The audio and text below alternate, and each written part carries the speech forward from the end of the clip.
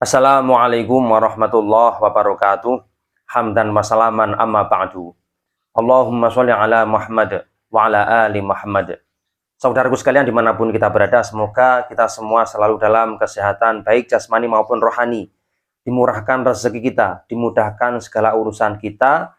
Kita dijauhkan dari penyakit, musibah, dan seluruh mara bahaya. Dimanapun dan kapanpun kita berada, selalu dijadikan orang yang beruntung dan diberikan keselamatan baik di dunia maupun di akhirat. Saudaraku sekalian, apakah Anda sekalian sudah mendengar informasi, sudah mengetahui bahwa ada tokoh muda atau kiai muda di Indonesia yang sudah dinobatkan sebagai wali? Dan kita baru tahu beberapa hari yang lalu penobatan atau proses wisuda dua tokoh ini menjadi wali. Siapa beliau? Yang pertama yaitu Gus Baha atau Kiai Haji Bahauddin Nur Salim. Yang kedua adalah Buya Ar-Razi. Di dalam tulisan itu dijelaskan bahwa Buya Ar-Razi dilantik atau dinobatkan sebagai wali autat. Dan sedangkan Gus Baha dilantik sebagai wali nukoba. Nah, di sana juga dijelaskan bagaimana prosesi pelantikan seseorang menjadi wali atau proses wisuda menjadi wali. Nah, di dalam tulisan itu dijelaskan bahwa jika makom atau tingkatan wali tersebut di bawah wali kutub, maka yang melantik dia menjadi wali adalah wali kutub. Nah, jika wali tersebut adalah wali kutub, karena wali kutub ini dianggap wali yang tertinggi oleh sebagian orang, maka yang melantiknya langsung Rasulullah Shallallahu Alaihi Wasallam. Lalu apakah kira-kira ini dibenarkan di dalam Islam? Toh pada saat Rasulullah masih hidup, apakah ada riwayat hadis bahwa Rasulullah melantik seseorang untuk menjadi wali? Misalkan sahabat tertentu, kemudian diangkat menjadi wali kutub, atau wali nukoba, atau wali abdal. Ternyata tidak pernah kita jumpai prosesi pengangkatan wali seseorang pada saat Rasulullah masih hidup. Padahal menurut beberapa ahli tasawuf, wali yang tertinggi yang melantiknya sebagai wali adalah langsung Rasulullah. Nah, tentunya ini semua bertentangan dengan ajaran Islam. Saudaraku sekalian, istilah tingkatan wali mulai muncul ini karena hasil dari ulasan ulama tasawuf, khususnya tasawuf versi falsafi atau aliran tasawuf falsafi yang mengkombinasikan antara kegiatan spiritual atau kegiatan ruhaniyah dengan pemikiran-pemikiran filsafat, sehingga tidak jarang pengikut paham falsafi ini atau tasawuf falsafi ini juga mengalami benturan-benturan, yaitu makom khoyalat atau posisi halusinasi. Jadi seolah-olah dia itu mengetahui sesuatu, padahal itu hanya sebuah halu atau hanya sebuah ilusi. Dan penobatan seseorang menjadi wali A, wali B, wali C sebenarnya juga tidak memiliki landasan yang kuat, baik dari Al-Quran, hadis, maupun ijma' ulama. Karena apa? Perkembangan ilmu tasawuf, khususnya tasawuf falsafi ini, muncul di era Daulah Abbasiyah.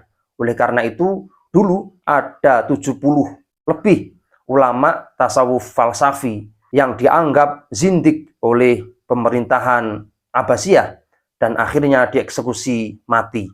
Salah satunya adalah Syekh Husain Al-Halaj, salah seorang pengikut faham wihdatul wujud atau kesatuan wujud, yaitu manunggaling kawula Gusti. Nah, saya akan mencuplik, akan menyepil istilah-istilah wali. Ternyata memang banyak kitab-kitab yang menjelaskan tentang posisi wali tersebut, khususnya pengikut faham tasawuf falsafi. Nah, kita ambil contoh dari kitab Futuh Al-Makiyah, yaitu karya Ibnu Al-Arabi. Dan tentunya kita semua tahu bahwa Syekh Ibnu Arabi adalah salah satu tokoh utama dalam penyebaran ilmu tasawuf falsafi. Di dalam kitab Futuh Al-Makkiyah dijelaskan bahwa pertama ada istilah wali kutub. Wali ini dianggap sebagai wali yang paling tinggi atau posisinya paling tinggi. Dia memimpin para wali yang lain. Nah, dalam satu masa hanya ada satu orang di alam semesta ini. Ketika dia wafat atau meninggal dunia, maka akan digantikan dengan wali yang lain. Tentunya statusnya sama, menjadi wali kutub. Kemudian yang kedua, ada istilah wali a'immah. Wali ini dianggap sebagai sosok yang berada di satu tingkat di bawah wali kutub. Dia dianggap sebagai kandidat wali kutub. Pada saat wali kutub meninggal, maka wali a'immah inilah yang menggantikan wali kutub tersebut. Nah, di dunia ini hanya ada dua orang yang menjadi wali a'immah. Dan mereka biasa mendapatkan julukan yaitu Abdur Rabbi dan Abdul Malik. Kemudian yang ketiga ada istilah wali autad. Mereka ini dianggap ada di 4 penjuru arah mata angin yang bertugas menjaga wilayahnya masing-masing. Dan satu masa mereka hanya berjumlah 4 orang. Lalu yang keempat ada wali abdal. Mereka ini dianggap sebagai penjaga 7 iklim yang ada di alam semesta. Mereka hanya ada 7 orang di setiap masa, tidak lebih dan tidak kurang. Kemudian yang kelima ada istilah wali nukoba. Wali ini diberikan pemahaman tentang ilmu syariat. Jumlah mereka di setiap masa ada 12. Dan tadi ada penobatan Gus Baha sebagai wali nukoba. Berarti beliau diposisikan sebagai wali yang diberikan pemahaman tentang ilmu syariat. Kemudian yang keenam ada wali nujaba. Dan Buya Ar-Razi dinobatkan sebagai wali autad, yaitu yang dianggap menjaga 4 penjuru arah mata angin. Berarti Buya Ar-Razi bertugas sebagai penjaga wilayahnya masing-masing yang setiap masa jumlahnya ada 4. Sedangkan Gus Baha ini jumlahnya setiap masa ada 12. Ini jika merujuk pada paparan narasi yang ada di depan yang menjelaskan bahwa Gus Baha dan Buya Ar-Razi sudah diangkat sebagai wali. Kemudian yang keenam ada wali nujaba. Mereka ini juga diberikan kelebihan berkaitan dengan ilmu syariat. Jumlah mereka di setiap masa ada 8 orang. Sedangkan tugas mereka adalah menyebarkan syariat. Jadi mirip dengan tugas wali nukoba. Kemudian yang ketujuh ada istilah wali hawariyun. Mereka itu bertugas membela agama Allah. Nah, menurut ulama tasawuf falsafi, ternyata di era sahabat ada salah satu di antara mereka yang dinobatkan atau diangkat sebagai wali hawariyun. Di era sahabat, menurut pengikut faham tasawuf falsafi, ada yang diangkat menjadi wali hawariyun. Beliau adalah Zubair bin Awam. Zubair bin Awam ini beliau wafat pada saat perang Jamal antara Aisyah radhiyallahu anha melawan Ali bin Abi Thalib. Dan sebetulnya Zubair bin Awam ini tidak menginginkan kaum muslimin itu perang saudara. Namun karena terprovokasi oleh pihak ketiga dan peperangan tidak bisa dikendalikan, tidak bisa dielakkan, maka beliau juga terbunuh di dalam tragedi perang Jamal tersebut. Dan ini menurut pengikut faham tasawuf falsafi, Zubair bin Awam dinobatkan sebagai wali hawariyun. Kemudian yang kedelapan yaitu ada wali rojabiyun. Mereka ini dianggap selalu muncul di bulan Rojab seperti ini. Jumlah mereka ada 40 orang. Sedangkan mereka dianggap memiliki kelebihan, yaitu tahu isi batin seseorang dengan cara melihat ciri-ciri wajah mereka. Jadi wali rojabiyun ini bisa memahami karakter dan isi hati seseorang hanya melihat ciri-ciri wajah seseorang atau mimma'il wajhi, dari aura wajah.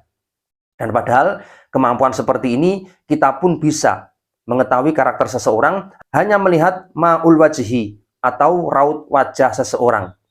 Ini bagian dari ilmu psikologi yang bisa dipelajari dan bisa didalami oleh siapapun. Namun oleh ulama pengikut tasawuf falsafi ini dianggap sebagai kelebihan utama bagi wali rojabiyun. Kemudian yang kesembilan ada wali khotamiyun.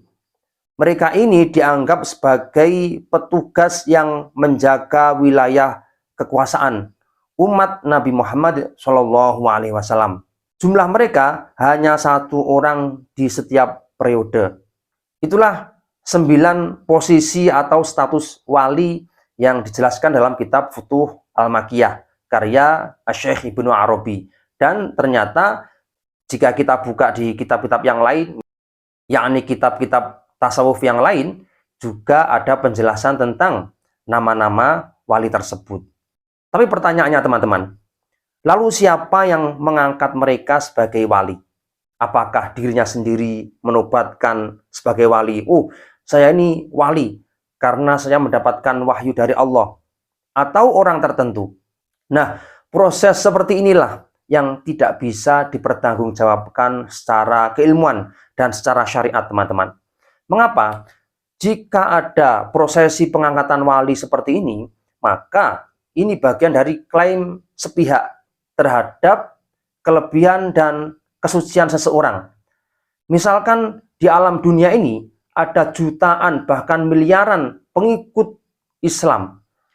Dan misalkan wali kutub hanya 1 di dunia, maka dari sekian juta orang yang masih hidup, tak satu pun menjadi wali.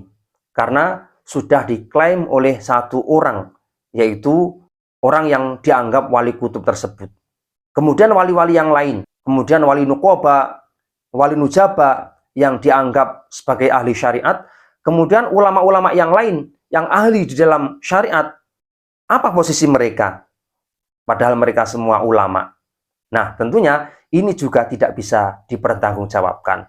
Lalu ketika mereka mengklaim bahwa penobatan mereka sebagai wali ini murni dari Allah Subhanahu wa Ta'ala, lalu apa korenahnya? Bayinahnya apa? Buktinya itu apa? Memang betul teman-teman, ada seseorang itu diposisikan oleh Allah sebagaimana yang dikehendaki oleh Allah. Contoh, misalkan ada seseorang ditakdirkan berada di posisi tajrid. Tajrid itu orang yang selalu memiliki rezeki, tapi dia tanpa berusaha, tanpa kerja. Ternyata dalam kehidupan sehari-hari, seseorang yang diposisikan oleh Allah di makom tajrid ini, ketika dia berusaha untuk mencari rezeki dengan cara kasab, dengan cara berusaha, selalu gagal, bahkan bangkrut, ditipu orang. Dan ketika dia hanya beribadah dan berdiam diri, justru rezeki itu malah mengalir. Dan ini terjadi berulang-ulang kali, bahkan menjadi siklus kehidupannya. Akhirnya apa? Orang tersebut memahami, oh berarti posisiku berada di makom tajrid. Ketika aku berusaha justru bangkrut. Begitu juga ada seseorang yang selalu direpotkan oleh orang lain. Dia itu menghindar supaya tidak direpotkan oleh orang lain. Namun Allah berkehendak lain. Dia selalu dipertemukan oleh orang yang membutuhkan pertolongan. Dan ternyata hanya dia yang bisa menolong seseorang tersebut. Nah, ini bisa dikatakan sebagai makom atau posisi seseorang yang ditugaskan oleh Allah Subhanahu wa Ta'ala. Namun bukan serta-merta dia mengklaim sebagai wali tertentu karena mendapatkan tugas seperti itu. Ada contoh lain, misalkan ada seseorang yang mengobati atau juru busada, juru obat. Ada banyak pasien yang berobat kemana-mana, ke dokter, bahkan habis jutaan rupiah. Kemudian atas izin Allah, dia datang kepada seseorang tersebut, kemudian didoakan, ternyata penyakit kronis yang dia alami sembuh. Dan bukan hanya 1-2 orang, ternyata orang yang lain pun juga sama, sembuh. Nah, ini juga bagian dari anugerah Allah dan posisi atau makom yang diberikan oleh Allah. Tapi itu pun juga tidak bisa seseorang tersebut mengklaim bahwa dirinya berada di dalam posisi tertentu atau status wali tertentu, termasuk wali yang dijelaskan di dalam kitab Futuh Al-Makkiyah tersebut. Sehingga semuanya harus kita kembalikan kepada nas, yaitu Al-Quran dan hadis. Ketika di sana tidak ada kejelasan tentang seperti itu, maka tidak berani kita mengklaim bahwa seseorang tersebut berada di posisi tersebut, termasuk menobatkan Gus Bahak dan Buya Ar-Razi sebagai wali tertentu, yaitu wali Autad dan wali Nukoba. Karena semua itu adalah hak Allah atau wilayah Allah yang tidak bisa kita campuri. Sementara seperti itu, wallahu a'lam bishawab. Assalamualaikum warahmatullahi wabarakatuh.